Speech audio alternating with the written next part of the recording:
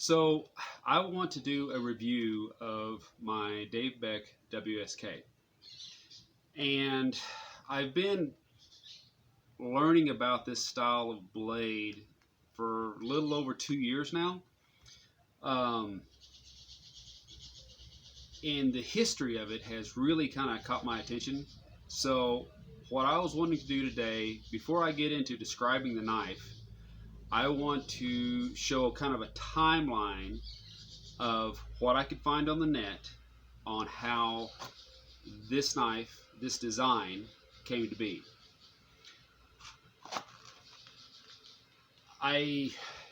There's basically three stories out there on the design, and what I'm going with is what seems to be the most proven, that actually has either a paper trail or something like that could follow behind it.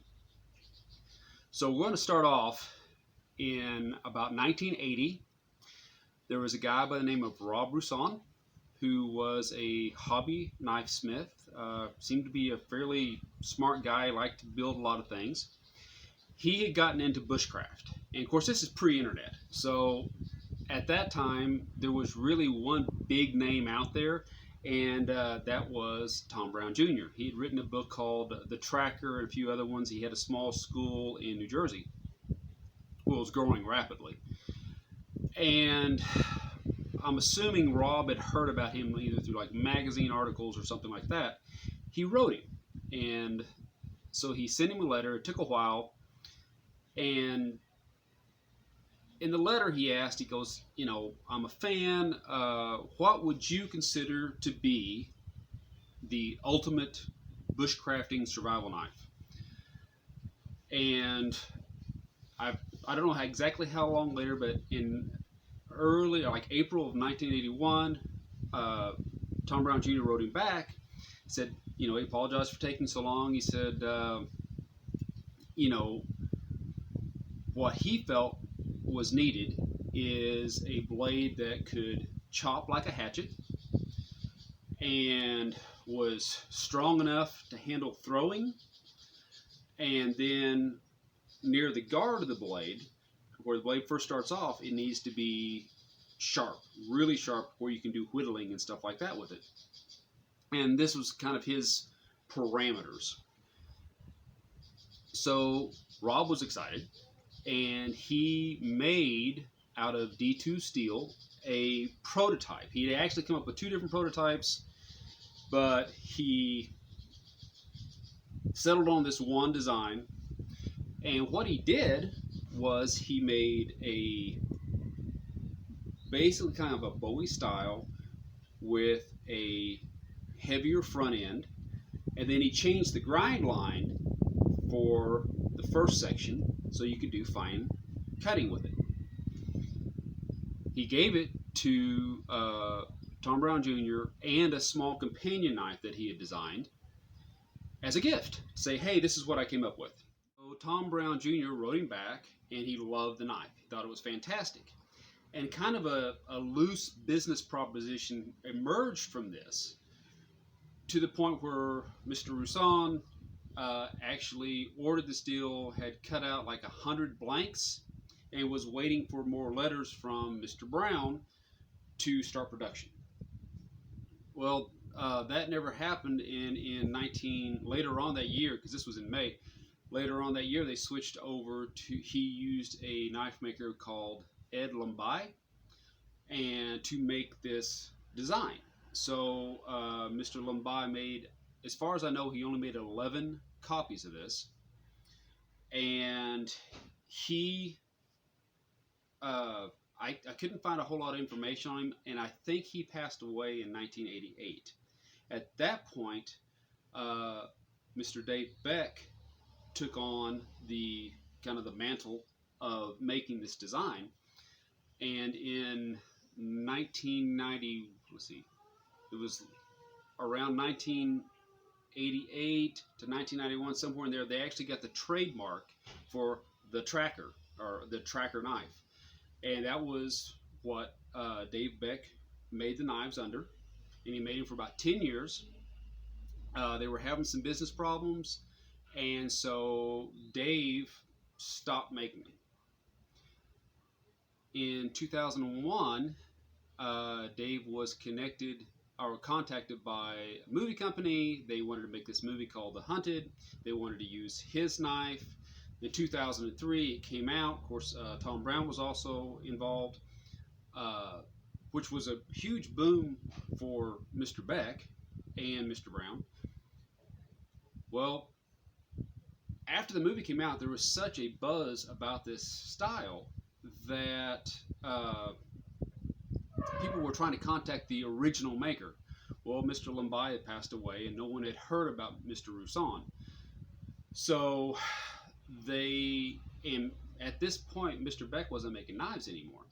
So he started up. I guess he'd been contacted by a few folks who'd figured it out. He started back up making it, but at that point, Mr. Brown had already gotten the trademark back and had sold it off to Tops. So now Tops Knives was making the official Tracker knife. And then Mr. Beck started up again with a different moniker for the name, the WSK, or Wilderness Survival Knife. And he took off from there till about, I think it was for a couple years after 2003. Mr. Beck made the knife. Then he had some health issues, had to take another break, and then started back again in 2011. He's been making for 10 years now. Mr. Roussan, if his story is correct, was the one who did the differential grind line. And let me show you kind of what that is. Okay, let me get this. Here and here. All right. Now you can see in the original, I'm going to put a picture up right here. In the original, there's not a very good transition between the two. It's like two separate things. But that was his idea. In, I want to say, when Mr. Beck took over, so I'm assuming 1988, somewhere around in that point, he is the one who rounded out this quarter round. And I'm not sure who gave it the name quarter round, but he's the one who did this, rounded that whole grind line out, which is huge. So altogether, Mr. Beck has about 30 years experience dealing with the Tracker style or the WSK style blade. Before, I mentioned how he put the curve on the transition here on the grind line. He was also the first one to do a double set of saw teeth along the back. The same as what you find in like a Swiss Army knife. He added those to the back. You guys have probably heard this before. This is not for sawing through a tree, it's for notching. That's what they were designed for, and he does a really good job at that. Another thing that he has done is with the handle. This is the Model C type of grip, but there's two others. There's an S, and there's another one that looks a lot like a machete style that I've seen people get whenever they order their knife. So I like this because it gives me 1, 2, 3 different grips, from up close work, normal, or chopping. So there have been 3 generations of the Beck WSK. Generation 1 has a hollow ground on this section. Generation 2, he switched to this like this saber flat grind that he has, and you'll see that that's on this one as well. People were batoning a lot with this section, which you're not actually supposed to do. It's designed to baton here. You strike there on that curve, you baton here. But with the hollow ground, it left that area kind of weak. So on generation 2, he started this with this like saber V grind or flat grind right there. This is a generation 3 that I have, which came out maybe about a year and a half ago. Main difference on this is for chopping, this is kind of a sweet spot. He extended that out about a ½ inch, so it gives you more area to hit that sweet spot. That's the generation 3. Also, the generation 3, he came out with a version that instead of a ½ inch thick is also a 3/16 of an inch. I went with the ½ inch just because I wanted it to have a little more heft. You do have the option with his knives to have the tang tapered, which I did as well. And I'll just put it out there, the reason why I went with Mr. Beck's version of the Tracker or WSK was because of his experience with it. There are a lot of good makers out there who are making very good versions of the Tracker. Pac V Knives, Patrick Day, he's making them with the 3V and steels like that. This is 01 tool steel, differentially heat treated. Gossman Knives makes a really good version. Well, there's just several who, and that's what Mr. Beck says on his website. When he came back out and started remaking the knives, or remaking the Tracker, now the WSK, not a whole lot of people knew who he was at that point, and the design had been copied so many times. I've read, and I don't know if it's current or not, but anyway, at one point in the 20 years that Topps has been making the Tracker, the T1 Tracker, their official version, it's their most popular style. That's their most popular knife, which says a lot. But whenever he came back in and started making them in 2011, there were a lot of people who had copied the design off of Topps and were making their own versions.